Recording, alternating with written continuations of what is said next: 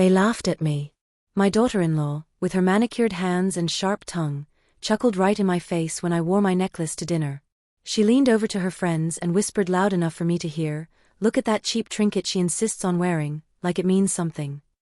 They all smirked, like children mocking a fool. But here's the thing, they didn't know the truth. That necklace, the one they called tacky and worthless, was no ordinary piece of jewelry. It wasn't just sentimental. It wasn't just old. It was worth $2 million. And by the time my daughter-in-law learned that truth, it was too late. Because I had already set my plan in motion, and what started as her laughter ended as my victory. My name is Evelyn Morgan. I'm 80 years old, and this is the story of how betrayal pushed me into revenge, and how I made sure every sneer, every insult, came back to haunt the one who thought she could belittle me. I've lived long enough to know that people reveal themselves in the smallest moments. My late husband, Harold, used to say, "Evelyn, it's not the grand gestures that matter. It's the quiet choices people make when they think no one's watching." He was right. And if he were alive today, he would have told me the same thing about my daughter-in-law, Melissa. Melissa strutted into our lives 10 years ago, a tall, sharp-featured woman with designer heels and a smile that didn't reach her eyes. My son, Daniel, was smitten.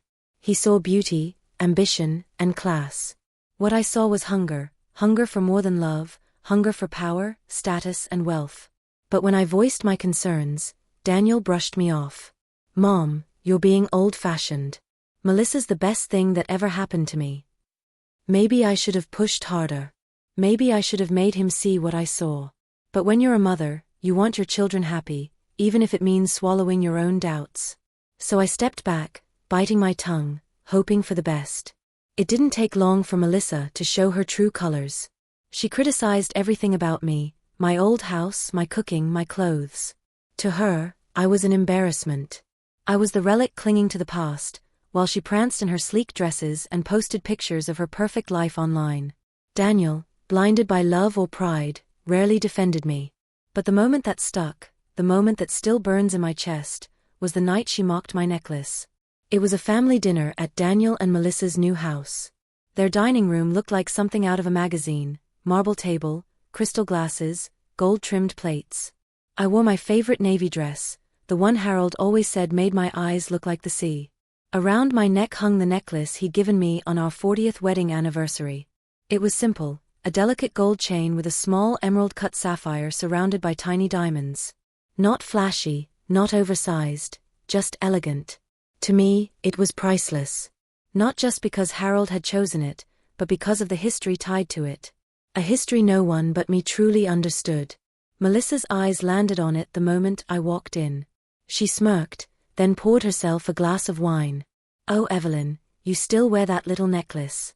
It's quaint." She dragged out the word, her voice dripping with sarcasm. Her friends, 2 women I barely knew, leaned in as Melissa whispered loudly enough for the whole table, "It looks like something from a thrift store." Honestly, I don't know why she insists on parading that thing around. The table erupted in quiet laughter. Even Daniel chuckled, though he quickly looked away when he saw my face. My cheeks burned, my hands trembled in my lap, but I said nothing. I'd learned long ago that silence was sometimes more powerful than words. But inside, something shifted. That necklace wasn't just jewelry. It wasn't cheap. It wasn't worthless. It was the most valuable thing Melissa had ever laid eyes on, she just didn't know it yet. Because Harold hadn't bought it from a regular jeweler. He had inherited it from his grandfather, who had acquired it from an estate sale decades ago.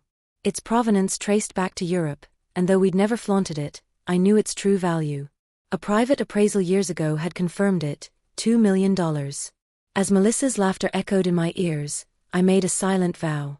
If she wanted to mock me, if she wanted to treat me like a fool, then I would give her exactly what she asked for, but not in the way she expected. I would show her the true worth of what she ridiculed. And I would do it in a way that made sure her laughter died in her throat forever. That night, I sat quietly through dinner, smiling faintly, nodding politely, letting her bask in her smug superiority. But inside, my mind was already racing. Revenge is not born in fire and fury. It's born in patience, in calculation. And as I sipped my tea and listened to Melissa drone on about her shopping trip in New York, I knew my patience would soon bear fruit. When I returned home, I opened the small wooden jewelry box Harold had built for me himself. I lifted the necklace, letting it catch the light. It sparkled, defiant, whispering promises of justice. My fingers brushed against a folded envelope tucked beneath the velvet lining, the appraisal certificate, stamped and signed, proof of its extraordinary worth. Melissa thought she had humiliated me. But what she didn't know was that her mockery had lit a fire I hadn't felt in years. And I intended to use that fire to burn down the illusion she had built for herself. The plan would take time. It would take subtlety. It would take every ounce of wisdom I had gathered in my 80 years. But I was ready. And by the time it was over, Melissa would not only regret laughing at me, she would regret ever underestimating me. And as fate would have it, an unexpected opportunity to set my revenge in motion arrived sooner than I could have imagined. Melissa thought she had won. After that dinner, she carried herself with even more arrogance, as if mocking me had somehow solidified her position at the head of the family table. I could see it in the way she looked at me during gatherings, her smirk, her quick little glances to make sure others saw her superior standing compared to me. But she was blind. She thought my silence meant weakness. She thought my age meant irrelevance. She didn't understand that silence can be sharper than words, and patience can be more dangerous than rage. I wasn't plotting for the satisfaction of the next day or the next week. I was plotting for the kind of revenge that lingers, the kind that shatters illusions and leaves scars that never quite fade. I started with information. Revenge, Harold used to say, was only as strong as the knowledge behind it. Melissa fancied herself a woman of taste, of luxury. She loved flaunting her designer handbags, her diamond bracelets, her extravagant vacations that she posted endlessly about online. But Daniel had a good job, not a spectacular one. Their wealth wasn't as deep as she liked people to believe. Credit cards and appearances kept her world afloat, but behind the facade, their finances were stretched. I confirmed this during a casual afternoon visit. Melissa was sitting at the kitchen counter, furiously typing on her laptop while bills and statements lay scattered around. She didn't notice me at first, and I caught a glimpse of red-lettered overdue notices on 2 envelopes before she swept them aside. "Oh, Evelyn," she said, startled, plastering on a smile. "Didn't hear you come in." I smiled sweetly. Old women can still be quiet when we want to be. Her laugh was strained. She offered me tea, chattered about nothing, but I had already seen what I needed. Melissa's world was fragile, built on image and pretense. And that necklace she mocked, if she ever learned its worth, would be irresistible to her. So I set the bait. The next time I wore the necklace, I made sure to mention casually, almost absent-mindedly, "It was a gift from Harold, you know. He always said it was a piece worth protecting." I didn't elaborate. I didn't say anything about its value. I simply planted the seed, just enough to water her curiosity. Melissa's eyes narrowed. She tried to sound dismissive. Protecting? From what? The dust bunnies. But I saw the flicker. That spark of greed she couldn't hide. Over the next few weeks, I fed her little breadcrumbs. At family gatherings, I'd touch the necklace lightly, as though it carried a hidden weight. I'd drop vague comments about Harold's careful choices and his eye for lasting things. Melissa pretended not to care, but I caught her watching.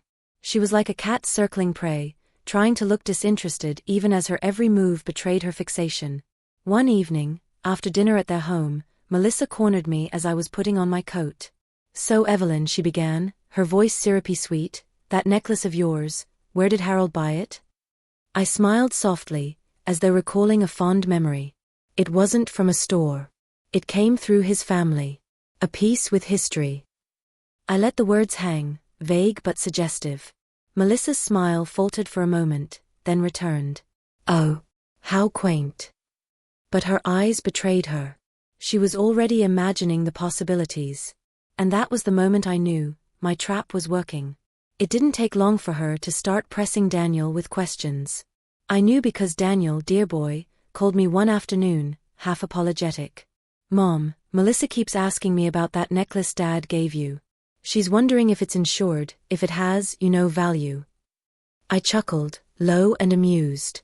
"And what did you tell her, Daniel?" "That I don't know anything about it." "Which is true. I never asked Dad about those things." He paused. "Mom, does it?" I smiled into the receiver, though he couldn't see it. It's worth what it means to me, Daniel. That's all you need to know. He let it drop, but Melissa didn't. That much was clear. The next step was to let her think she was clever. I deliberately left the appraisal certificate tucked inside the jewelry box, in plain sight beneath a false bottom. A curious I would find it easily. I knew Melissa's nature. Sooner or later, she would snoop. She couldn't resist. And she didn't disappoint. One afternoon, I invited them over for tea. Daniel busied himself fixing a leaky faucet in the kitchen, while Melissa sat in the living room with me, pretending to flip through a magazine. I excused myself to the bathroom, leaving the jewelry box conveniently open on my dresser. When I returned, her hands were folded primly in her lap, her face composed. But the tiniest sheen of sweat glistened on her temple, and her eyes darted once, just once, toward the hallway where my bedroom lay. I knew. She had seen it. She had found the appraisal. That night, I sat by my window, the cool autumn air brushing against my face, and I allowed myself a smile. The fish had taken the bait. Now all I needed was patience. Melissa's behavior changed subtly after that. She became warmer, friendlier, even going so far as to bring me little gifts, flowers, pastries, trinkets. Just thought you'd like this, she'd say, her tone dripping with false sweetness. Daniel thought she was finally coming around, finally softening toward me. But I knew better. I had seen the hunger in her eyes. It wasn't affection she was after, it was the necklace. And soon, she would make her move. But what Melissa didn't know was that I had already planned mine. Because I wasn't just going to protect the necklace. No, that would be too simple, too defensive. I was going to use her own greed, to unravel the life she had built on lies. And when the right moment came, when she thought she had everything under control, I would pull the ground right out from beneath her. The necklace would become her undoing. What she didn't realize was that I had more than just the appraisal. I had something else Harold left behind, something Melissa could never have imagined. And once that secret surfaced, her laughter, her arrogance, her entire world would crumble. But for now, I waited. Patiently. Calmly. Because revenge, like a fine wine, must be allowed to mature. And as Melissa circled closer and closer to what she thought was her prize, I prepared to reveal the truth that would turn her smug little smile into a mask of horror. Melissa became bolder after that afternoon in my home. I could feel the shift in her every word, every smile. She no longer just mocked me, she tried to play the role of the dutiful daughter-in-law, as though showering me with attention might somehow loosen my grip on the necklace. I let her. I played along, nodding gratefully when she brought over a fresh bouquet of roses, smiling when she offered to drive me to the store, even laughing softly when she suggested I should spend more time at their house, so I wouldn't feel so alone. To anyone else, it would have seemed like reconciliation. To me, it was the tightening of a noose she didn't even realize she had slipped around her own neck. One Sunday afternoon, Daniel invited me over for brunch. Melissa had gone out of her way, preparing eggs, waffles, fruit spreads, all displayed in a fashion that was meant to impress. She sat across from me, leaning forward just a little too much, her smile plastered like wallpaper. You know, Evelyn, she began, stirring her coffee, I've been thinking, you're not getting any younger. I raised an eyebrow. That much is obvious. She chuckled. I only mean, well, you must think about these things. About what will happen to your belongings, your heirlooms. I'm sure you'd want them to stay in the family. I took a slow sip of tea, savoring the moment. Of course. I've always believed in keeping family treasures safe. Her eyes flickered, sharp as a knife. Exactly. Like that necklace. It's such a delicate piece. You wouldn't want anything to happen to it. Her voice was casual, but her intent wasn't. She wanted me to hand it over, now, while I was alive, while she could flaunt it as her own. I smiled, serene. You're right, Melissa. I wouldn't want anything to happen to it. That's why Harold had it insured. You know, just in case. The flash in her eyes was priceless. A mixture of shock, greed, and barely contained excitement. Insurance meant paperwork. Paperwork meant official value. She couldn't resist pressing further. Oh, insured is it? She said lightly, though her hand trembled slightly as she lifted her cup. That must mean it's worth quite a bit? I shrugged, feigning indifference. Value is a funny thing. To me, it's priceless. To others, who can say? I let the silence sit heavy between us, then shifted the subject to Daniel's work, leaving her to stew in curiosity. From that day on, her pursuit of the necklace became relentless, though she tried to hide it under layers of politeness. She suggested more than once that I should consider moving in with them, so we could all take care of each other.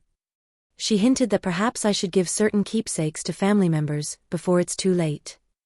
She even had the audacity to mention once, in front of Daniel, "Wouldn't it be nice if your mother passed some of her jewelry down to us now, so she could see us enjoying it?" Daniel laughed nervously, brushing her off. But I didn't miss the sharpness in his glance afterward. He was starting to notice her obsession, though he didn't understand the full extent of it. And then came the moment I had been waiting for. One rainy evening, Melissa called me out of the blue. "Evelyn, darling," she cooed, her voice unusually soft, "why don't you come over tomorrow for dinner? Just the two of us. Daniel has to work late. I'd love to spend some quality time together." I nearly laughed out loud. Her plan was so obvious it was insulting. But I agreed. "That sounds lovely, Melissa. I'll bring dessert." The next evening, I arrived wearing the necklace, as I always did. Melissa greeted me with exaggerated warmth, leading me to the dining table set for two. She had cooked badly, but the effort was there. We ate. We chatted. She asked about my health, my neighbors, my church. But her eyes never strayed far from the sapphire at my throat. Finally, she leaned forward, her voice dropping to a conspiratorial whisper. "Evelyn, you know I care about you. I really do. And I just worry. That necklace, it's so valuable. If something were to happen." I tilted my head. "What do you suggest?" "Well," she said, her smile tightening, "maybe you should let me hold on to it. Just for safekeeping. I mean, if anything ever happened to you, God forbid, it could get lost or stolen or misplaced." Her hand actually reached out, as though I might unclasp it and drop it into her palm like a child sharing candy. I leaned back, letting her hand hover in the air before withdrawing. My voice was calm, even gentle. "Melissa, dear, I appreciate your concern. But Harold trusted me with this necklace. And I intend to keep it close until the day I die." Her face froze for a moment, then reshaped itself into a brittle smile. Of course, Evelyn. I just thought." I let her words trail into silence. But inside, I was exhilarated. She had revealed herself fully now. No more pretending, no more hiding. She wanted the necklace badly enough to lower herself to begging. And I knew it was only a matter of time before she tried something bolder. Which was exactly what I was waiting for.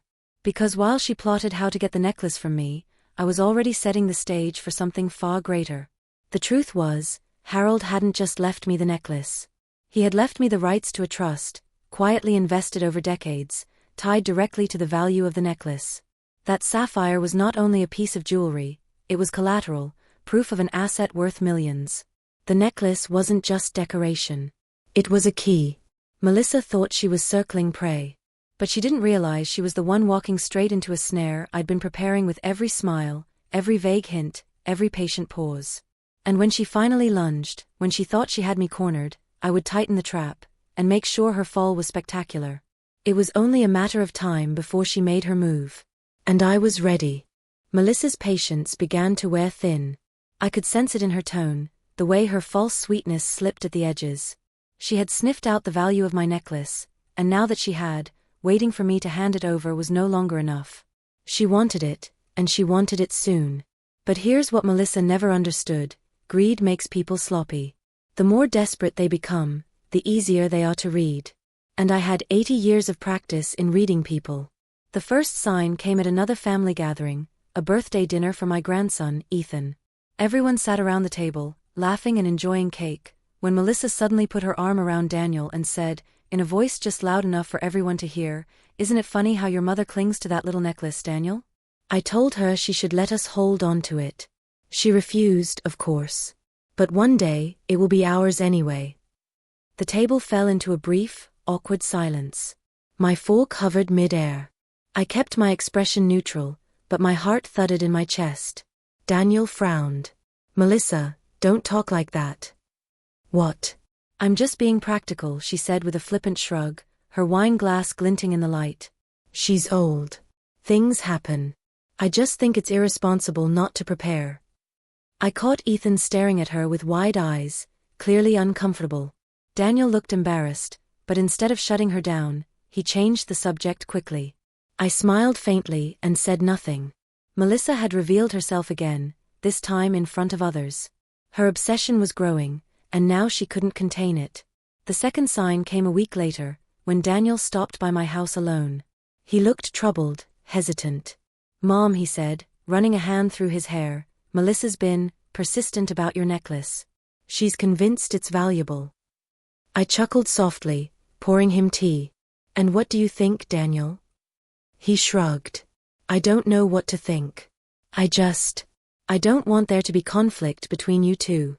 Maybe if you reassured her it wasn't worth much, she'd let it go." My lips curled in the faintest smile.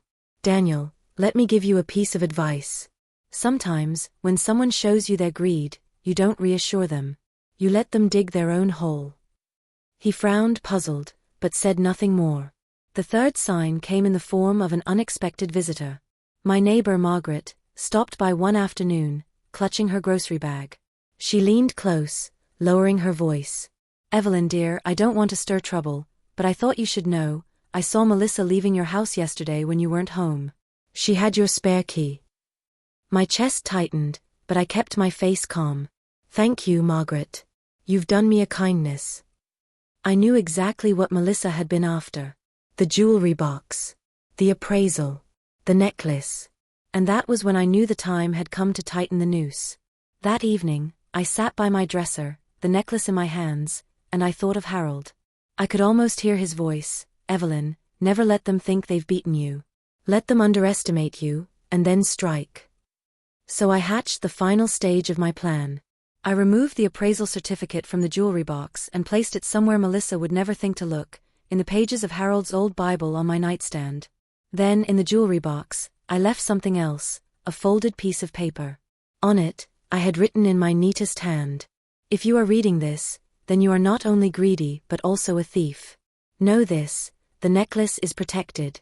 Its value lies far beyond what you can touch.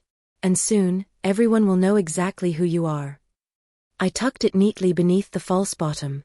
Then I placed the jewelry box back on the dresser, lid slightly ajar, like bait waiting for a fish too hungry to resist. It didn't take long. 2 days later, I returned home from church earlier than expected. My front door was locked, but when I stepped inside, the faint smell of Melissa's perfume lingered in the air. My bedroom door was cracked open, and the jewelry box was ever so slightly moved. I didn't need to open it to know. She had been here. She had read the note. That evening Melissa called me, her voice trembling though she tried to sound casual. "Oh, Evelyn, I just wanted to check in. How are you feeling? Everything all right?" "Quite all right, dear," I said sweetly. "Why do you ask?" "No reason," she replied too quickly. "Just making conversation." I smiled into the phone, though she couldn't see it. The trap had snapped shut. Melissa thought she was hunting me. But now, she knew I was on to her. And paranoia, I knew, would do the rest. Over the next week, she grew restless. She hovered around me at family events, her eyes darting, her laughter too loud. She tried harder than ever to charm me, to prove her loyalty. But I could see the panic beneath the surface. She was afraid I would expose her, afraid I would tell Daniel what she had done. And she was right to be afraid. Because I was preparing not just to reveal her theft, but to reveal something much larger, the truth about the necklace's worth, the trust Harold had tied to it, and the inheritance Melissa had no claim to. She wanted the necklace.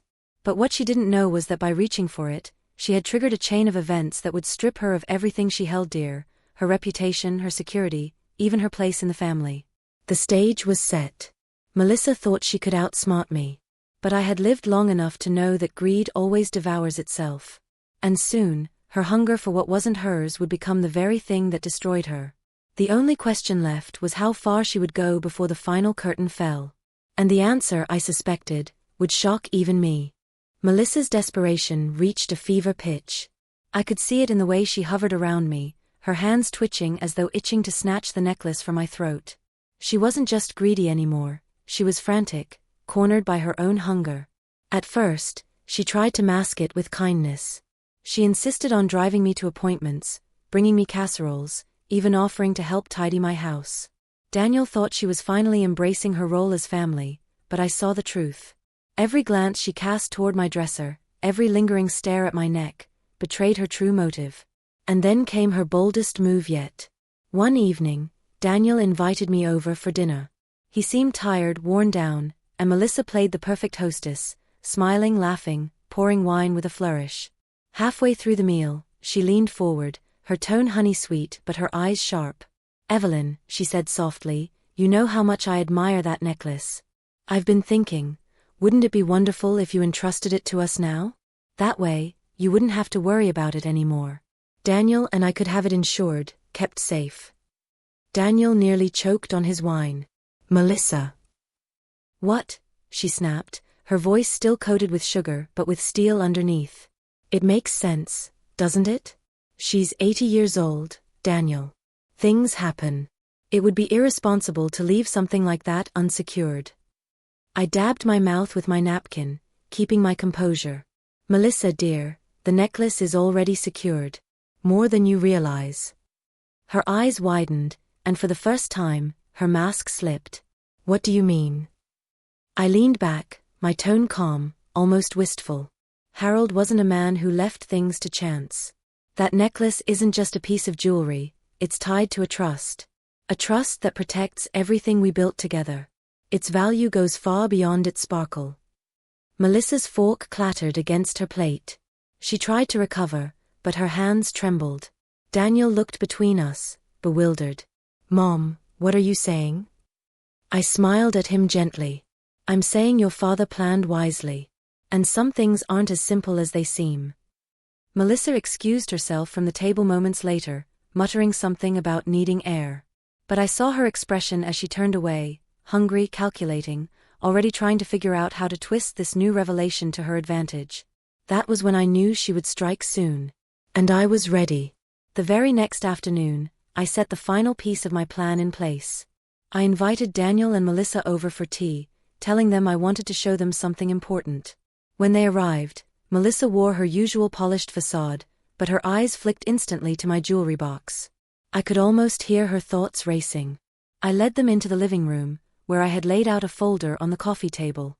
Inside was the documentation Harold had left, the appraisal of the necklace, the certificate of authenticity, and most importantly, the papers for the trust he had established decades ago. Daniel sat down, curious, while Melissa hovered like a hawk. I opened the folder slowly, deliberately, savoring the tension. "This," I said, sliding the appraisal across the table, "is the necklace you find so amusing, Melissa. $2 million, certified. A piece with history, protected and preserved." Melissa's breath caught, her eyes devouring the number on the page. Her mouth opened, but no words came out. Daniel's jaw dropped. 2 million. I nodded calmly. "Yes. But that's not all." I slid the next document toward them. "This is the trust Harold set up. The necklace is collateral for it. And that trust is worth even more. Investments, real estate, dividends, all tied together. It ensures our family's future." Daniel leaned forward, stunned. "Mom, why didn't you ever tell me this?"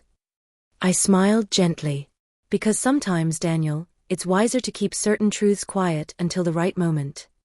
Melissa's face was flushed, her hands gripping the edge of the table. She was trembling, barely able to contain herself. "So this means when you're gone." Her voice trailed off, but her meaning was clear. I looked at her evenly. "It means the trust is safeguarded. It means the necklace isn't just jewelry. It's a key. And it means that whoever holds it must meet certain conditions Harold set." Her head snapped up. "Conditions?" "Yes," I said softly. "Conditions that ensure the wrong hands can never misuse it. Harold was very specific. Only those who prove loyalty and respect to the family can ever benefit from it. Greed disqualifies." Melissa paled. For a moment, she looked as though she had been slapped. Daniel's brow furrowed, confusion etched across his face. "Mom," he said slowly, "are you saying?" I held up a hand. "What I'm saying, Daniel, is that Harold trusted me to protect our family's future. And that's what I'm doing. Some things are meant to test people. Some things reveal who they truly are. Melissa excused herself soon after, muttering about a headache. She left in such haste that she nearly knocked over her chair. Daniel followed her, still bewildered, leaving me alone in the quiet of my living room. I sat back in my chair, closed the folder, and let out a long breath. The seed had been planted. Melissa now knew the full scope of what she had mocked and coveted. And her greed would not let her walk away quietly. She would try again. She would scheme, manipulate, maybe even steal. But she didn't realize that every step she took brought her closer to her own undoing. Because Harold had been clever in more ways than one. The trust was real. The necklace was valuable. But there was another secret tied to it, one Melissa could never have imagined. And when I revealed that final truth, her world would collapse completely. The time was coming. I could feel it in my bones. And when it arrived, Melissa would finally learn the cost of underestimating an old woman. The night of Melissa's final move was one I'll never forget. I'd sensed it coming for weeks, her agitation, her false sweetness, her desperate attempts to mask the storm building beneath her polished exterior. Greed had consumed her, and it was only a matter of time before it erupted. It was late, nearly midnight, when I woke to the faint creak of a floorboard. At first, I thought it was the wind or my imagination. But then I heard the unmistakable sound of a drawer opening, slowly, carefully. My bedroom door was cracked just enough for me to see Melissa's shadow moving inside. There she was. My daughter-in-law, in my home, rifling through my dresser like a common thief. She clutched my jewelry box, her hands trembling with urgency. I didn't move. I didn't cry out. I simply watched as she opened the box, pulled out the necklace, and held it up to the dim light of my bedside lamp. Her eyes glistened, wild with triumph. And then she froze. Because tucked beneath the false bottom, where she expected to find the appraisal, was another envelope. An envelope with her name written neatly across it. Her hand shook as she opened it, her lips moving silently as she read the words I had written. Melissa, greed always reveals the truth. By stealing this necklace, you've exposed yourself. What you hold is not yours. And soon, the world will know exactly what you've done. She gasped, her face draining of color. She spun around, and there I was, sitting upright in bed, calm, composed, watching her with the steady gaze of someone who had already won. Evelyn, she stammered, clutching the necklace to her chest. I was just. Just what, Melissa? I said softly. Making sure it was safe? Taking what you think belongs to you? Or proving once and for all that you are exactly what I knew you were? She dropped the necklace back into the box as though it burned her hands. You don't understand. Daniel and we. I raised a hand. Daniel doesn't know you're here. But he will. And so will everyone else. Her eyes widened in panic. You wouldn't. Oh, but I would, I said, my voice like steel. And more than that, Melissa, I've already prepared for this. I leaned over to my nightstand and lifted Harold's old Bible. From between its pages, I drew out the true document, the one Melissa had never seen. It wasn't just the trust papers or the appraisal. It was Harold's final addendum to the trust, notarized and signed, naming the rightful heir to the assets tied to the necklace. And it wasn't Daniel. It was Ethan, my grandson, Melissa's own son. Her jaw dropped. What? Yes, I said calmly. Harold foresaw greed. He wanted to protect the future, not reward those who sought to strip it bare. The trust, the investments, the estate, they bypass Daniel entirely and go straight to Ethan when he comes of age. My job is to safeguard it until then. And the necklace, I held it up, letting it glint in the lamplight, is the symbol of that trust. Melissa's face contorted, shock, rage, disbelief all warring in her expression. You can't do this. Daniel is his father. He deserves. Daniel deserves my love, I said firmly. But this is protection for the next generation. Harold knew that greed can infect even blood. He knew someone like you might come along. Melissa staggered back, shaking her head. No, this isn't fair. I've worked too hard. Worked.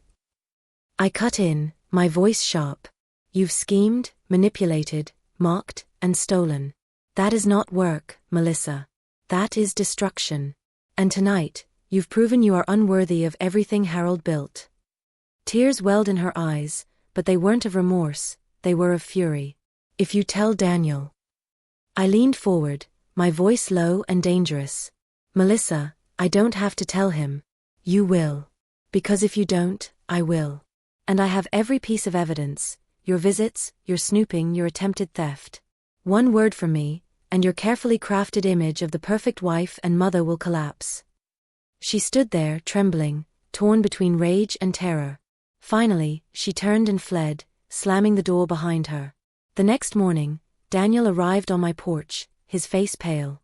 Melissa had confessed, at least partially.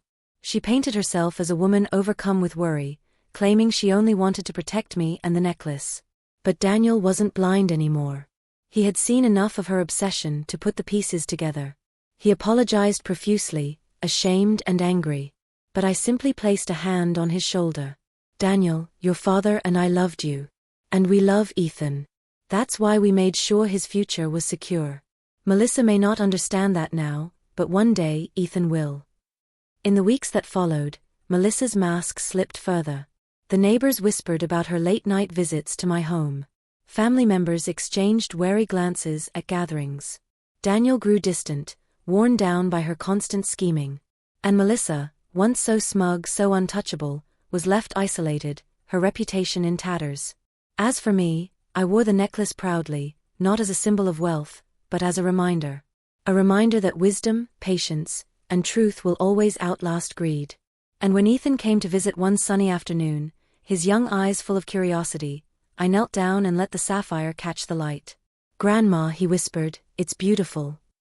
I smiled, placing the necklace gently in his small hands. "One day, Ethan, this will be yours. Not because it's worth money, but because it carries the weight of family. It carries trust. And I hope you will wear it not with greed, but with honor." He nodded solemnly, clutching it with reverence. And in that moment, I knew Harold's plan had worked. Melissa's laughter had once cut me deeply. But now it was gone, silenced, replaced by the quiet dignity of justice served. And as I closed the jewelry box that night, I whispered to Harold's memory, "We did it, love. We protected what mattered." And we showed her, never underestimate the power of an old woman. Because in the end, revenge wasn't just about punishing Melissa. It was about preserving my dignity, my family, and my legacy. And I had done exactly that.